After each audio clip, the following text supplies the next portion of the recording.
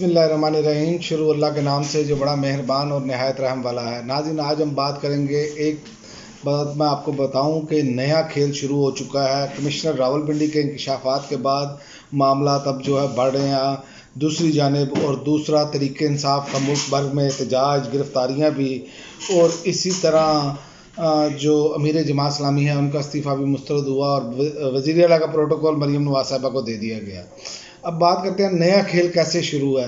जो कमिश्नर रावलपिंडी ने इंकशाफात किए हैं उस पर सवालात भी उठे हैं, सवालात भी उठते हैं। और पहले तो बता दूं कि उनके इंकशाफात से 13 कौमी असम्बली की सीटें और 26 सूबाई असम्बली की सीटें जो हैं वो जो हैं वो मशकूक हो गई हैं। अब किसी टाइम भी मुस्लिम लीग नून से छीनी जा सकती हैं, क्योंकि ये अभी तो ये उन्होंने इतराफ़ कर लिया है।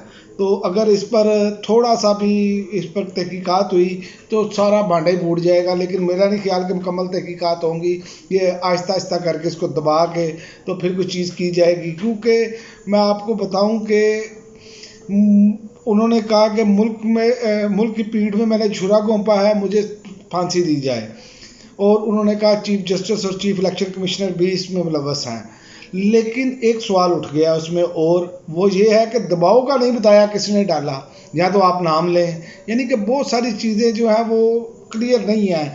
इसी तरह उनके वालिद साहब जो हैं नून लीग के टिकट से इलेक्शन जीते हैं, तो नून लीग की रहनुमा जो कह रहे हैं जी उनकी तहकीकात की जाए, तो वो किस किस से मिलते रहे उस पर तो मैं बात करता हूँ। पहले मैं आपको ये बता दूँ कि अब उन्हें गिरफ़्तार कर लिया गया है, ठीक है, उन्होंने अपने आप को पुलिस के हवाले कर दिया है। लेकिन आप ये तस्वीर भी साथ साथ देखें जनाब, इसमें मुस्लिम लीग की नून लीग के रहनुमा भी मौजूद हैं, मोहसिन नकवी साहब भी मौजूद हैं, ये उनके बेटे की शादी की तकरीब में शरीक हैं। तो अब आपको मालूम होना चाहिए, ये तस्वीर आपको पास चली है, इसमें देख सकते हैं आप। तो ये मुस्लिम लीग नून एक खेल खेल रही है घिनौना किस्म का, कि मरकज़ में हुकूमत ना लें, पंजाब में हुकूमत लें।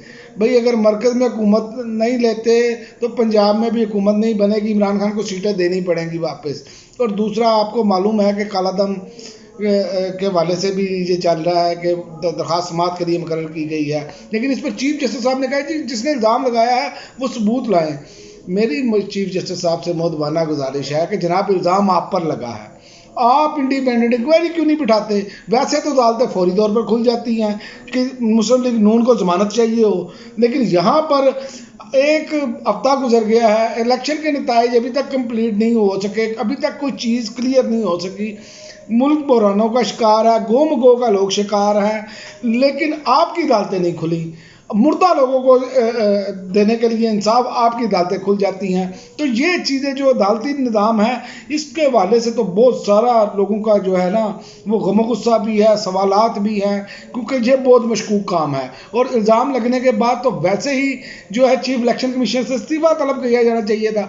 इंक्वायरी कौन करेगा? चीफ इलेक्शन कमीशन के नीचे होगी। इंक्वायरी कौन करेगा? मोहसिन नकवी साहब करेंगे, जो निगरान वज़ीर, जो खुद इन धांधली में जो इनके नीचे थे ये सारी इंतजामिया, वो तहकीकात का हुक्म दे रहे हैं। क्या बात है जनाब, क्या बात है। और वही लोग तहकीकात करेंगे। तो ये लोगों को बेवकूफ़ बनाने वाला जो मामला है उसको ख़त्म किया जाना चाहिए। तो अगर इनकी बातें सच भी हैं, इनके इल्ज़ाम अगर सच है, इल्ज़ाम तो सच है फॉर्म 45 के वाले से, क्योंकि वो तो तरीके इंसाफ ने आलमी मीडिया को पेश कर दिए। लेकिन एक बयान बड़ा खूबसूरत चल रहा है, वो कहते हैं जी आलमी मीडिया अपने हदूद में रहे। वो मरियम औरंगज़ेब साहबा कहती हैं, जिनको जहाँ से बाहर से कौंसलर का इलेक्शन भी लड़े ना तो अपने मुल्क से किसी भी यूसी से कौंसलर का इलेक्शन नहीं जीत सकती, लेकिन ये आलमी मीडिया पर तनकीद कर रही हैं। और भाई आप उनके मुकाबले में सबूत लाए ना जो वो इल्ज़ाम लगा रहे हैं।